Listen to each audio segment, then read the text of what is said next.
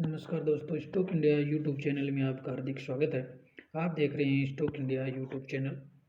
यदि आप पहली बार चैनल को विजिट कर रहे हैं तो बेल आइकन को हिट करना न भूलें, ऑल को भी सेलेक्ट कर लें ताकि आपको हर वीडियो प्रॉपरली और समय पर मिलता रहे। तो मित्रों, चलिए आज की इस वीडियो में हम बात करते हैं। कई जो लेटेस्ट अपडेट हैं वो आपको देखने को मिल रही हैं।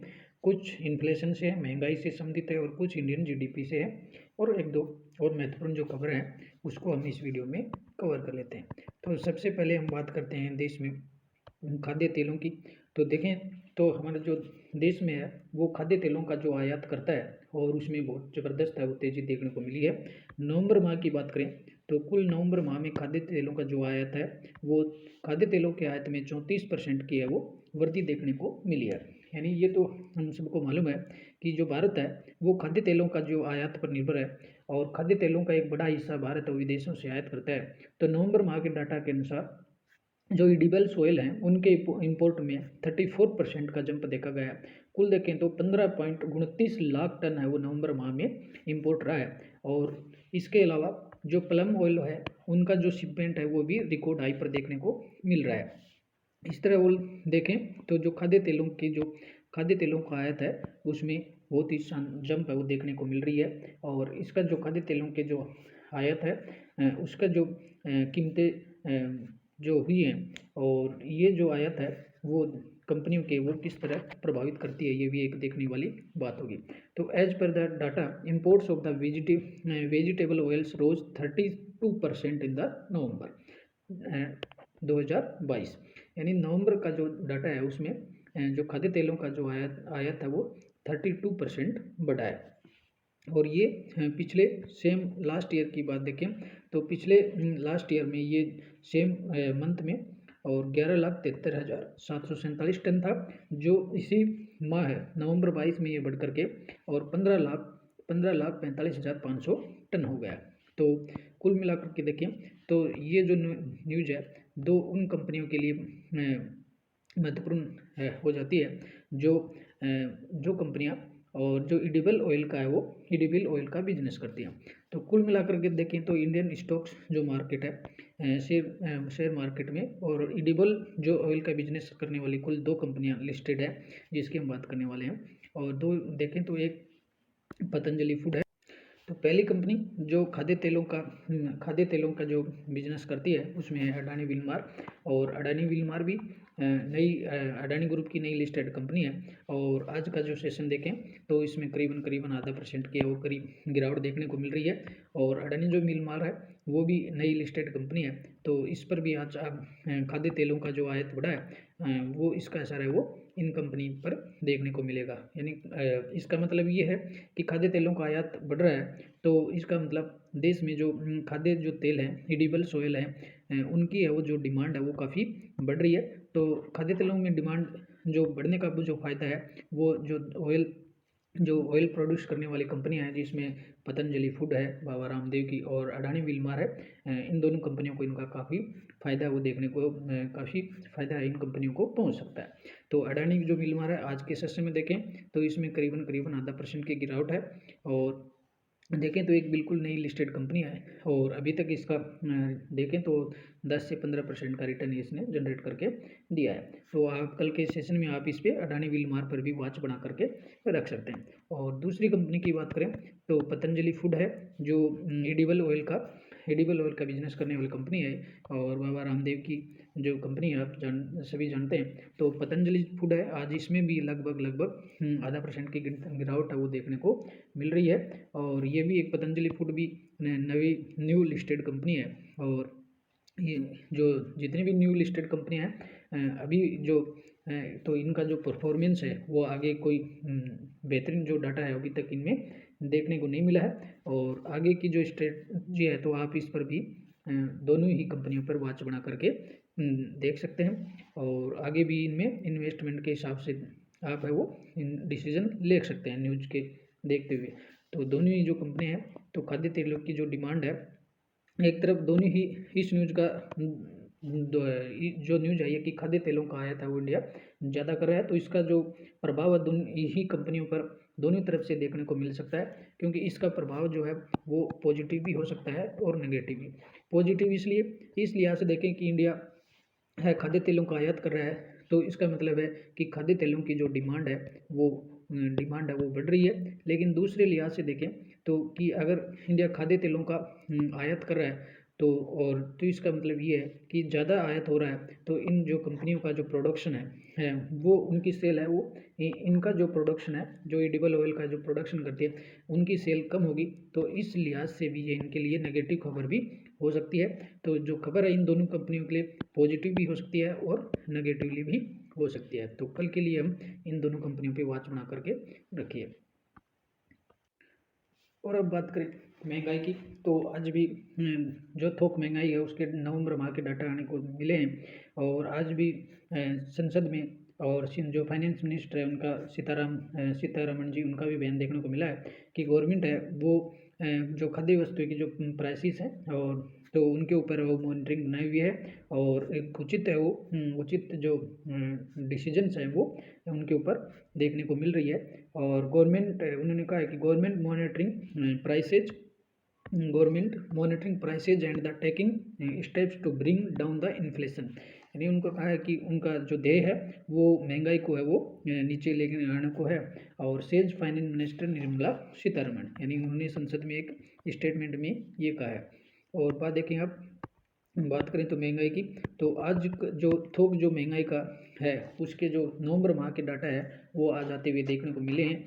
और जो थोक महंगाई है WPI की बात करते हैं हम, तो होलसेल जो प्राइस है WPI जो इंडेक्स है, तो वो रिकॉर्ड जो लेवल पर देखें तो रिकॉर्ड 21 महीने के सबसे निचले स्तर पर आ गई है। और नवंबर माह में जो थोक जो महंगाई है वो 5.85% देखने को मिल रही है। और सीतारमण जी ने इसका जो क्रेडिट है वो देश के PM को दिया है कि जो PM है वो काफ़ी समय समय पर अग्रेसरली जो कदम उठाते रहते हैं।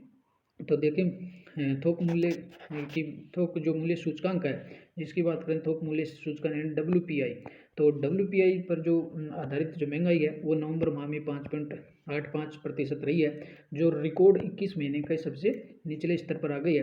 और जो थोक महंगाई जो कम हुई है इसका जो मुख्य कारण है ये बताया गया है कि जो मुख्य जो कारण है वो जो खाद्य वस्तुएं हैं उनकी कीमतों में जो गिरावट हुई है उसके कारण है वो थोक महंगाई और जो खुदरा महंगाई है दोनों ही कमी होने को कम होते हुए देखने को मिल रही है। और जो खुदरा महंगाई था उसका डाटा है वो अभी सोमवार को आया था और उसमें भी वो जो महंगाई वो भी लेवल 11 महीने के सबसे निचले स्तर पर देखने को मिली है। और थोक महंगाई है वो 21 महीने के निचले स्तर पर देखने को मिली है। तो जो WPI इन्फ्लेशन है उसमें गिरावट की पर निर्मला सीतारमण जो है उन्होंने लोकसभा में कहा कि प्रधानमंत्री नरेंद्र मोदी द्वारा समय समय पर जो हस्तक्षेप हुआ है उसके कारण महंगाई है वो नीचे देखने को मिली है। तो कुल मिलाकर देखें तो थोक महंगाई की जो दर है वो 21 महीने के सबसे निचले स्तर पर आ गई है और ये अक्टूबर की तुलना में 5.85% रही है। और इसका कुल जो प्रभाव देखें तो मुद्रास्फीति की जो दर है, इन्फ्लेशन की जो गिरावट की दर है वो मुख्य रूप से पिछले वर्ष के इसी महीने की तुलना में जो खाद्य पदार्थ हैं, खाद्य जो वस्तुएं हैं और दूसरा है मेटल्स है, कपड़ा उद्योग है, रासायनिक उत्पाद हैं, कागज़ है और कागज़ जो पेपर इंडस्ट्रीज है उसके जो से प्रोडक्ट हैं उनकी कीमतों में गिरावट देखने को मिला है। तो जो कीमतों में गिरावट हुई है उसका प्रभाव कौन कौन से सेक्टर के स्टॉक्स पर होने वाला है, तो उसमें देखें तो खाद्य जो होलसेल की खाद्य वस्तुएं हैं, दूसरा मेटल्स है और दूसरा फिर कपड़ा इंडस्ट्रीज है, केमिकल सेक्टर है, तो और पेपर इंडस्ट्रीज है, इनके स्टॉक्स पर आपको तेज़ी देखने को मिल सकती है।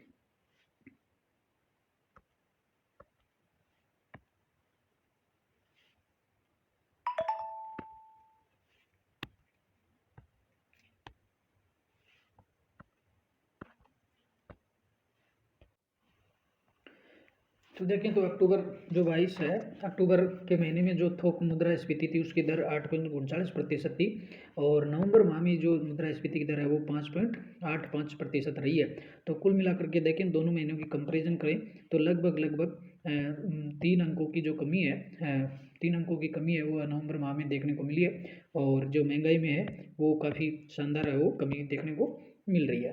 तो इसका प्रभाव कुल मिलाकर के जीडीपी पर भी देखने को मिलेगा। खाद्य वस्तुओं के नीचे कम खाद्य जो वस्तुएं उनकी कीमतें कम होने से ओवरऑल मार्केट में है वो अच्छी स्थिति है वो देखने को मिल सकती है। और बात करते हैं अब इंडियन जीडीपी की।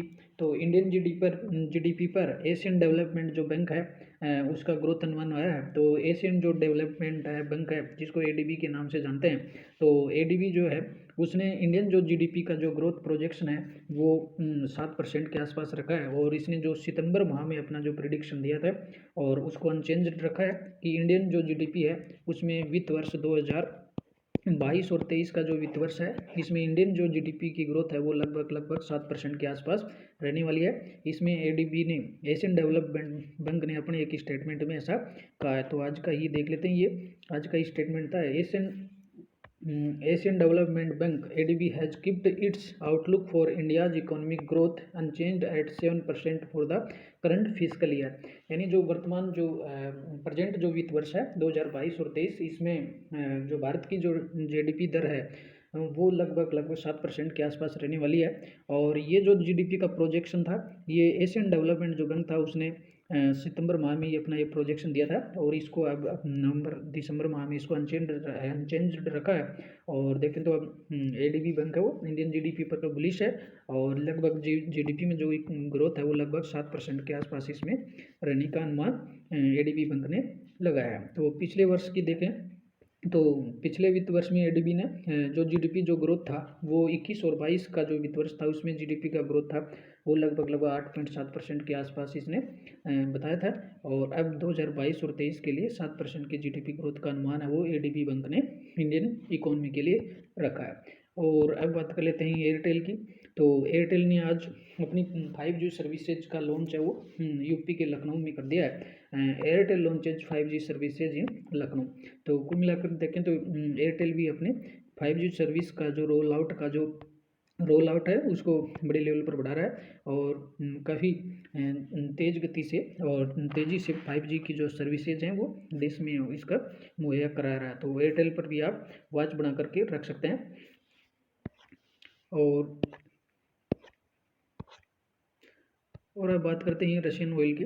तो इसमें जो रशिया जो है रशिया की तरफ से ये बयान देखने को मिल रहा है कि एक जो इंडियन और जो रशिया के बीच में जो क्रूड ऑयल का जो ट्रांसपोर्ट होता है उसके बारे में एक बड़ी न्यूज़ देखने को मिल रही है कि जो नवंबर जो माह है इसमें जो रशियन जो ऑयल है रशिया है वो इराक को पछाड़ देगा। किस मामले में कि इंडिया जो तेल का जो इंपोर्ट करता है वो सबसे ज़्यादा अब तक इराक से करता है। यानी इराक है वो इंडिया को सबसे ज़्यादा तेल है वो निर्यात करता है। लेकिन अब जो रशिया से इंडिया जो काफ़ी नीचे की दर पर सस्ती दर पर वो रशिया से जो ऑयल खरीद रहा है तो उसकी जो बड़ी मात्रा इंडिया ने काफ़ी बड़ी मात्रा में इंडिया रशिया से तेल खरीदता है। तो इस मामले में पहला जो स्थान होता था वो इराक का हुआ करता था और अब जो सुपीरियर बन जाएगा रशिया है वो इस मामले में इराक को निचले पायदान पर धकेल देगा। और ये नवंबर माह के डाटा को देखने के हिसाब से मिल रहा है। तो इस पर भी एक बड़ी न्यूज़ है वो देख लेते हैं। Indians oil imports from Russia rose for the 5th straight month totalling 9,08,000 barrels per day in नवंबर।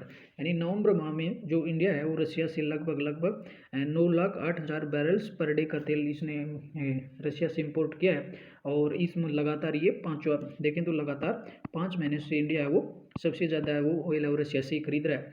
और जो रशिया से जो इंडिया जो तेल इंपोर्ट कर रहा है और ये इसमें जो तेल इंपोर्ट में अक्टूबर माह में इसमें 4% की तेजी देखने को मिली थी।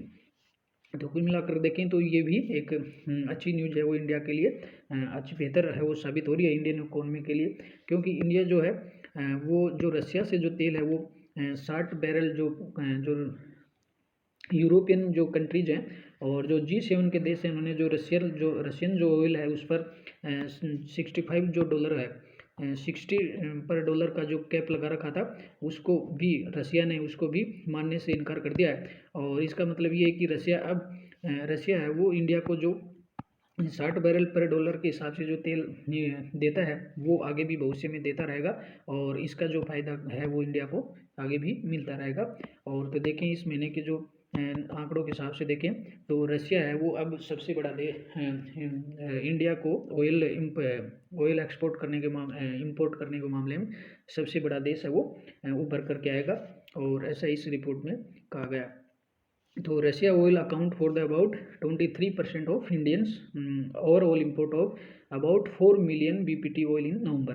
यानी नवंबर माह का जो डाटा है, नवंबर माह के डाटा के अनुसार भारत जो कुल जो क्रूड ऑयल इंपोर्ट करता है उसमें रशियन जो ऑयल है उसकी 23% की हिस्सेदारी करीबन रहने वाली है, और भारत है वो बड़ा एक हिस्सा है वो रशिया से ही खरीदता है, और रशिया अब क्रूड ऑयल का सबसे बड़ा इम्पोर्टर इंडिया के लिए बनने वाला है। तो ये एक बड़ी न्यूज़ भी देखने को मिल रही थी। तो मित्रों ये कुछ थी न्यूज़ अपडेट थी जो, और अगले वीडियो में फिर मिलते हैं। और अगर आप पहली बार चैनल को विजिट कर रहे हैं तो बेल आइकन को हिट करके ऑल को अवश्य सेलेक्ट कर लें, और लेटेस्ट अपडेट के साथ फिर मिलते हैं अगले वीडियो में। तब तक के लिए नमस्कार।